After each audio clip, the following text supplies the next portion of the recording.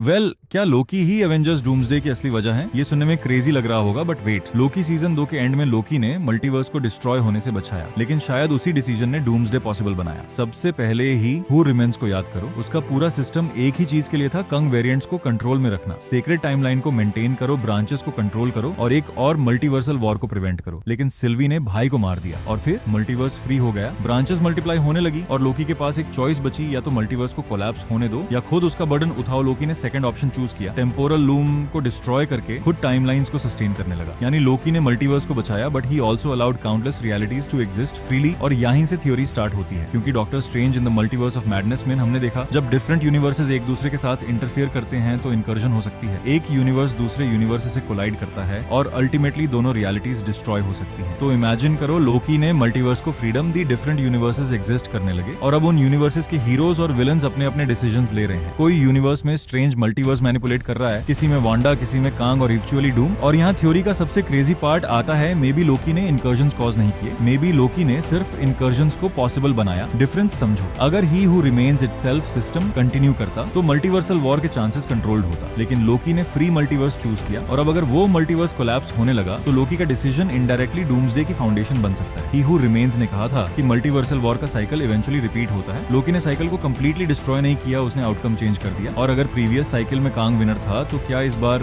Doom winner बनेगा? Comics में secret Wars के कॉन्टेक्स्ट में डूम ऑलरेडी मल्टीवर्सल डिस्ट्रक्शन के बाद सर्वाइविंग रियलिटीज को कंट्रोल करके बैटल वर्ल्ड क्रिएट करता है। तो एमसीयू में सिनेरियो कुछ ऐसा हो सकता है, Loki saves the multiverse, multiverse free हो जाता है, इनकर्जन स्टार्ट होती हैं, रियलिटीज कोलैप्स होने लगती हैं और जब सब कुछ डिस्ट्रॉय होने वाला होता है डूम अपीयर्स और डूम कहे तुम लोग मल्टीवर्स को सेव नहीं कर पाए, अब मैं करूंगा, लेकिन उसका सॉल्यूशन बैटल वर्ल्ड। इसलिए भाई मैं ये नहीं बोल रहा कि Loki is the villain of doomsday, बिल्कुल नहीं। एक्चुअली ट्रेजेडी ये होगी, लोकी ने मल्टीवर्स को फ्रीडम देने के लिए सैक्रिफाइस किया और शायद उसी फ्रीडम का प्राइस डूम्सडे होगा। लोकी ने मल्टीवर्स को डिस्ट्रॉय नहीं किया, लोकी ने उसे फ्री किया और शायद डूम उस फ्रीडम का कॉन्सिक्वेंस है।